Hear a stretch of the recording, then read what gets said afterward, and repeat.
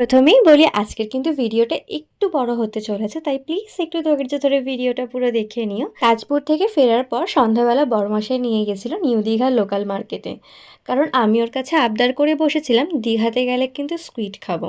তো সেই রকমই একটা মাছের দোকানে গিয়ে স্কুইডের দাম করছিলাম। এখানে অনেক রকমের মাছ রাখা ছিল, কিন্তু কোনো মাছই খুব একটা নাকি ফ্রেশ ছিল না। একটা স্কুইড তুলেছিল, সেই স্কুইডটার দাম বলছে 200 টাকা পার পিস। তাই আমি প্ল্যানটা ক্যান্সেল করে দিলাম। দিয়ে একটু এদিকের আশেপাশের দোকানগুলো দেখছিলাম। তো যেহেতু স্কুইড খেতে চেয়েছি, তাই বড়মশাই অন্য আর একটা দোকানে নিয়ে গেল। সেখানে স্কুইডগুলো বেশ ফ্রেশ ছিল আর 100 টাকা করে পিস বলছিল, তাই দুটো নিয়ে নিলাম। আর এখানে দেখো স্কুইডগুলো কেটে বেছে পরিষ্কার করে নিচ্ছে। আমি আগে কখনোই স্কুইড খাইনি, তাই ফার্স্ট টাইম আমার ট্রাই করার ইচ্ছে ভীষণ ছিল। আর ওরা না স্কুইডটাকে একটা ফ্রাই করে দিয়েছিল সামথিং কোটিং দিয়ে, যেটা খেতে কিন্তু বেশ ভালো লাগছিল, একটু স্পঞ্জি স্পঞ্জি।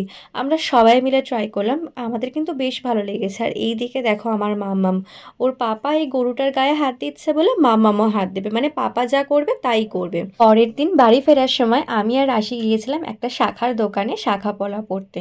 শুনেছি দীঘাতে নাকি শাখা পলার দাম বেশ কম, তো মনে হলো একটু কম, কিন্তু খুব একটা কমও নেয়নি।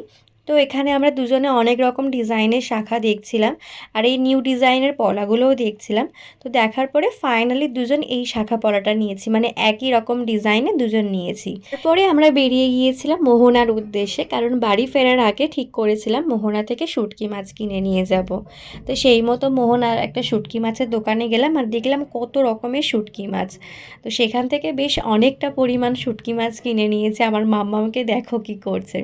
তো যাই হোক, এই যে দীঘা ট্রিপটা এখানেই শেষ হলো। আবার নেক্সট ভিডিও নিয়ে দেখা হবে তোমাদের সাথে। চলো টাটা বাই।